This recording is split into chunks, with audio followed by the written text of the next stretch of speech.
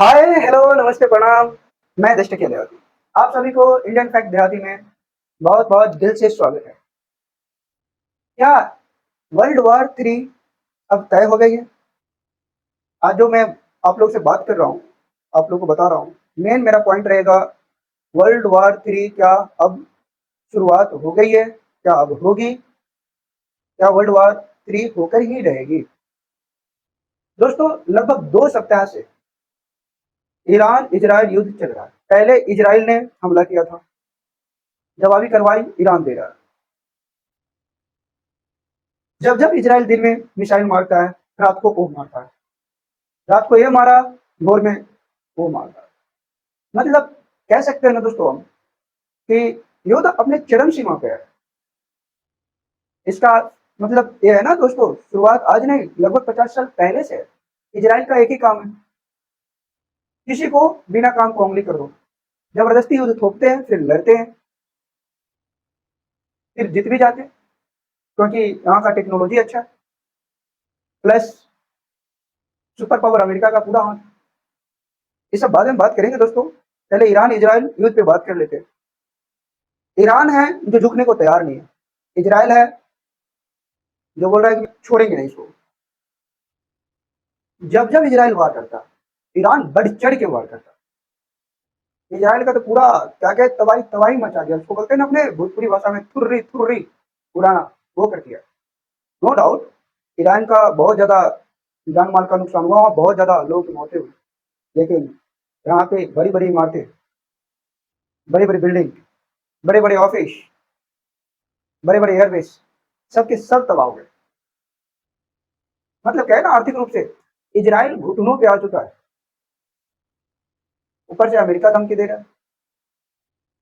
मतलब अगर कहा जाए दोस्तों कि अगर 1 महीने अगर वॉर चल गई, 1 महीने, जो गजा का हाल कर दिया इजराइल ने, वो ईरान गजा बना देगा इजराइल, क्योंकि ऐसे ऐसे मिसाइल यूज कर रहा है जिसका कोई तोड़ नहीं इजराइल के पास।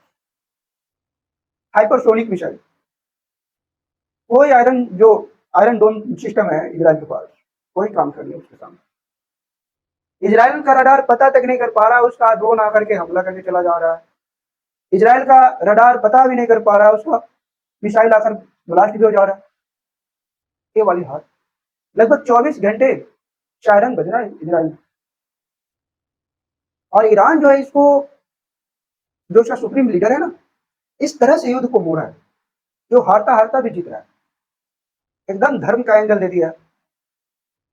जो उनके प्रॉफिट मोहम्मद जो थे, आखिरी खलीफा, उनको अपने विचारधारा में यूज कर लिया,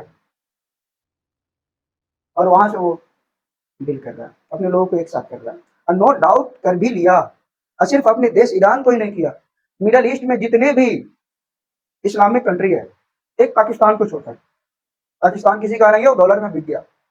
सिर्फ वो मुंह से बोल रहा है कि मैं ईरान के साथ हूँ, बट इधर 57 में से 56 देश ईरान के पक्ष में खड़ा है। इस तरह से अगर देखा जाए तो इजराइल का बहुत ज्यादा बुरा हाल है, बहुत ज्यादा।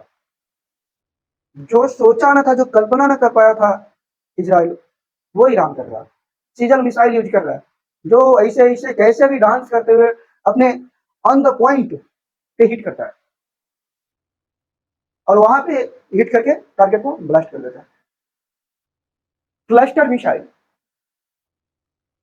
मतलब इजराइल जो सोच रहा था कि मेरा तकनीकी इतना आधुनिक हो चुकी है, मैं इतना ये हूँ, कौन मुझे हटा देगा भाई। अमेरिका के दम पे किसी को उंगली करके किसी से युद्ध कर लेता था, आज उसे मिल गई है।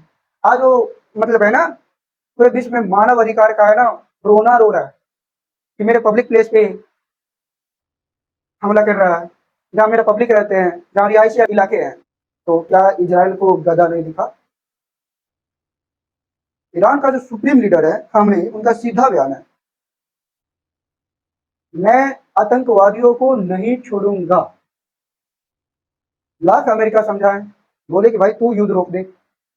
ईरान पूरा अच्छा सा समझ रहा है कि युद्ध तो तू ही कर रहा है भाई। इजराइल तो सिर्फ चेहरा है, उसके पीछे तो पूरा दिमाग है, पूरा सिस्टम है, वो तो अमेरिका भाई तू है। लगभग 1 सप्ताह 1.5 सप्ताह से अमेरिका बार बार ये बोल रहा था कि ईरान युद्ध को रोके, ईरान युद्ध को रोके। ईरान बोल रहा था युद्ध इजराइल ने शुरू किया और खत्म मैं करूंगा। और इसी पे बस दुनिया को गुमराह किया अमेरिका कि हम 1 सप्ताह बाद, 2 सप्ताह बाद जवाब देंगे ईरान को। हम 1 डेढ़ सप्ताह 2 सप्ताह हम दूसरी ओर जा रहे हैं, ध्यान भटकाया और वार कर दिया। ईरान का जो 3 न्यूक्लियर साइट था, तीनों पे वार। उसके जवाब में ईरान बोलता है कि शुरू तुम कर रहे हो, खत्म हम करेंगे। सेम लाइन जो इजराइल को बोला वही अमेरिका को बोल रहा है, जो तो शुरू तुम कर रहे हो भाई, खत्म हम करेंगे। और जितनी स्पीड से वो इजराइल पे वार कर रहा था उससे कई गुना ज्यादा, 2 गुना 3 गुना तो नहीं बोल सकते, कई गुना ज्यादा स्पीड से वार कर रहा है इजराइल पे। अगर देखा जाए तो इजराइल में पूरा मातम छाया हुआ है। भले ए मीडिया ओ मीडिया ओ मीडिया कुछ भी बोले, बट आप अगर अपने अपने ही इंडिया के 25-30 मीडिया को अगर देखते हैं ना और कंक्लूजन निकालते हैं दोस्तों, तो आपको दिख जाएगा। नो डाउट ईरान में ज्यादा लोगों की मौत हो रही है, तो पूरे इजराइल का जो आबादी है, जनसंख्या है, 1 करोड़ है और ईरान में लगभग 8 से 10 करोड़ है। सिर्फ तेहरान जो उसका शहर है वहां पे 1 करोड़ लोग रहते हैं। तो आप अंदाजा लगा सकते हैं जहाँ पे ज्यादा भीड़ है वहां पे ज्यादा मौतें होंगी। इजराइल पहले से युद्ध कर रही है, उसके पास टेक्नोलॉजी ज्यादा है। वहां पे एक नियम लगा दी गई है कि नहीं, आप घर बनाएंगे तो उसके नीचे बंकर होना आवश्यक है। इजराइल के हर घर के नीचे बंकर मिलेगा। अब प्लस पॉइंट तो उसका सरकारी बंकर है। ईरान पहले से युद्ध ज्यादा करा है नहीं, तो उसके पास बंकर सिस्टम ज्यादा नहीं है, तो उसका पब्लिक भी बाहर ही रही, इसके कारण ज्यादा मौत हो रही है। अब प्लस पॉइंट, आप अगर 2-4 वीडियो देखे होंगे युद्ध वाला, जो मिसाइल गिर रही है तो इजराइल के लोग भाग रहे हैं बंकर के नीचे, बंकर में घुस रहे हैं। और ईरानी जो है अल्लाह अकबर अल्लाह अकबर, और अपनी जो उसका पुलिसकर्मी है, तो उसका फोर्स है, उसको हिम्मत बढ़ाने में लगा है। इसके कारण सबसे ज्यादा वहां पे मौत हो रही है। दोस्तों फिलहाल पिछले रात की खबर है कि अमेरिका के जो भी मिडल ईस्ट में जो है, दोस्तों फिलहाल पिछले रात की खबर है कि मिडल ईस्ट में एक कतर देश है, वो भी इस्लामी की देश है। कतर देश में जो अमेरिका का एयरबेस है वहां पे ताबड़तोड़ हमला किया ईरान ने, मिसाइल पे मिसाइल, मिसाइल पे मिसाइल दागा। जिस दिन अमेरिका ने हमला किया उसके तीनों न्यूक्लियर साइट्स पे, उसी दिन ईरान ने कसम खा लिया कि जितने भी मिडल ईस्ट में अमेरिका के एयरबेस है सबको जहन्नुम बना देंगे, मतलब पूरी तरह बर्बाद कर देंगे। इस बात को समझ रहे हैं? मतलब ईरान का सीधे अमेरिका से हुआ। अमेरिका आज तक इजराइल के पीछे छुप छुप के पूरे मिडल ईस्ट में तबाही मचा रहा था। इराक में सदाम हुसैन को मार दिया, सीरिया में हमला किया, मतलब जिसको मन जो चाहा, जैसे होता है ना तुम पागल हो, बस तुमको पागल का सर्टिफिकेट दे दिया गया। अमेरिका यही करता है। मैं किसी पक्ष और विपक्ष का नहीं बोल रहा हूँ। आप दर्शक होंगे, कुछ लोग अमेरिका को पसंद करते होंगे, तो भाई मैं एनालिसिस कर रहा हूँ, तो जो जिसका है जितना उतना तो बोलना पड़ेगा। तो दोस्तों अमेरिका सिर्फ गुंडागर्दी कर रहा है, उतना दूर जा करके हमला कर रहा है। क्या मतलब अभी सिर्फ सुपर पावर का जो एक होता है ना, वो दिखाना कि हम सिर्फ सुपर पावर का दादागिरी दिखा रहे हो, अदरवाइज कुछ नहीं। अब लगभग जैसे अमेरिका ने न्यूक्लियर साइट पे हमला किया दोस्तों, पहले तो ईरान बौखलाया हुआ है। प्लस पॉइंट, आज तक जो चुप था ना ये दुनिया, नहीं हो रहा है, वो 2 देश के बीच का मामला है। हम क्यों जाए, या फिर बैक डोर से सपोर्ट कर रहे थे पीछे से, लेकिन अब रशिया खुलकर सामने आने की बात कर रही है। चाइना वो ठहरा बिजनेसमैन भाई, तो वो पीछे से सपोर्ट कर रहा है, फुल्ली सपोर्ट कर रहा है। नॉर्थ कोरिया वो तो जानी दुश्मन है अमेरिका का, तो क्यों नहीं सपोर्ट करेगा भाई। तो दोस्तों एक और अमेरिका और जितने भी नाटो देश हैं और कुछ देश जो इधर भी है उधर भी है, जैसे अपना इंडिया शांत है, लगभग दोनों पे बोल देता है। और एक और तो अमेरिका और नाटो देश हो गया, दूसरी ओर रसिया हो गया, चाइना हो गया, नॉर्थ कोरिया हो गया, ईरान हो गए, और मिडिल ईस्ट के जितने भी इस्लामिक कंट्री है सब के सब, मतलब ईरान के बाद 55 ऐसे देश हैं जो ईरान के साथ जा रहा है। पिछले कल तक अपना पाकिस्तान अभी ईरान के साथ ही था, लेकिन क्या करेंगे चाचा, चाचा मुनीर ने तो पूरा खेले बिगाड़ दिया। गए थे कनाडा, G20 का बैठक था, उसमें ट्रम्प साहब उनको खाना के लिए बुला लिए, उसी में खुल गए। कुछ लालच वालच दिए डॉलर का, इसलिए दिया गया क्योंकि 57 इस दुनिया में 57 इस्लामिक कंट्री है, उसमें सिर्फ एक पाकिस्तान है जिसके पास परमाणु हथियार है। सबसे बड़ा पॉइंट ये था, लेकिन इनको तो समझ में आया नहीं, चल गए अमेरिका के पास। तो कोई नहीं, वो अपने भाई से गद्दारी किया है। जैसे हम हिंदू हैं तो हिंदू को सपोर्ट करते हैं, सही हो या गलत एक बात कहते हैं। जो जैन है वो जैन को सपोर्ट करते हैं, जो ईसाई है ईसाई को सपोर्ट करते हैं। जनरली अक्सर हमारे यहाँ ऐसे ही पाया जाता है। मैं पर्सनली ना करूँ, ये गलत चीज है। और जो मुस्लिम है अपने मुस्लिम को हमको सपोर्ट करता है। तो इस तरह से देखा जाए तो पाकिस्तान तो ऑलरेडी मुस्लिम मुस्लिम खिलाता है, इस्लाम इस्लाम खिलाता है, तो उसे ईरान को सपोर्ट करना चाहिए। तो कुछ डॉलर के चक्कर में बिक गया। तो दोस्तों यहाँ पे इस हाल पे खड़े हो गए दुनिया कि अब दो धड़े बट गए, एक और चाइना हो गया, रसिया हो गया और ईरान हो गया, नॉर्थ कोरिया हो गया। इस सब के सब फुल्ली पावरफुल है। मतलब एयरफोर्स से कहें, पुलिस से कहें, मतलब जल थल एयर, हर जगह से। उधर अमेरिका, ब्रिटेन, मतलब जो नाटो देश है, अमेरिका है, इजराइल है, तो दोनों के दोनों पावरफुल है। अमेरिका बार बार कह रहा है कि नहीं तुम युद्ध को रोको, तो भाई दोस्त तुम्हारा इजराइल है तो इजराइल को बोलो ना रुकने के लिए। बार बार वो ईरान को बोल रहा है, ईरान बोल रहा है कि युद्ध तुम शुरू करे हो, लेकिन खत्म हमारे मर्जी से होगा।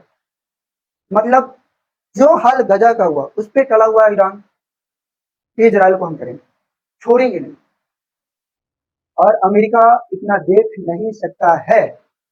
इसी पॉइंट के लिए मैं इतना बोला हूं दोस्तों, अमेरिका इतना देख नहीं सकता कि इजराइल का हाल गजा जैसा हो जाए। क्योंकि अमेरिका मतलब इजराइल, इजराइल मतलब अमेरिका। इजराइल किसी को युद्ध नहीं करने जाता, उंगली करने नहीं जाता, अमेरिका करवाता है।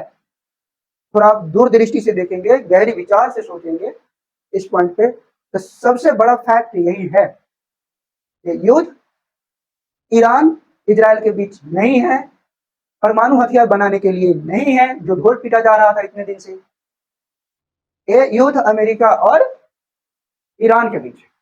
अमेरिका इसलिए युद्ध करवा रहा है कि ईरान में जो खामनेई है, सुप्रीम लीडर, खामनेई का जो सरकार है, उसे तख्ता पलट करना चाहता है। तख्ता पलट होता है कि क्या वो सुप्रीम लीडर है उसका, जो उसे मरवा दिया जाए, उसे देश से भगा दिया जाए, उसके स्थान पे जबरदस्ती किसी को, मतलब उसके जस्ट लाइक हमारे देश में प्रधानमंत्री नरेंद्र मोदी जी है, इन्हीं के हाथ में पूरा देश चल रहा है, पूरे देश का बागडोर लगभग इन्हीं के हाथ में है।